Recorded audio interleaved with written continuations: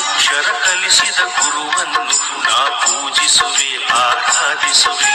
ಜ್ಞಾನವ ನೀಡುವ ಪೂಜ್ಯರಿಗೆ ಭಕ್ತಿಯಲ್ಲಿ ಕೈ ಜೋಡಿಸುವೆ. ಬಾಳಿನ ಹಾದಿಯ ತೋರಿಸಿದ ಗುರುವಿಗೆ ತಲೆಯನ್ನು ಬಾಗುವೆ. ಅಕ್ಷರ ತಿದ್ದಿ ತೀಡಿಸಿದ ಗುರುವಿಗೆ ನಮನವ ಹೇಳುವೆ. ಅಕ್ಷರ ಕಲಿಸಿದ ಗುರುವನ್ನು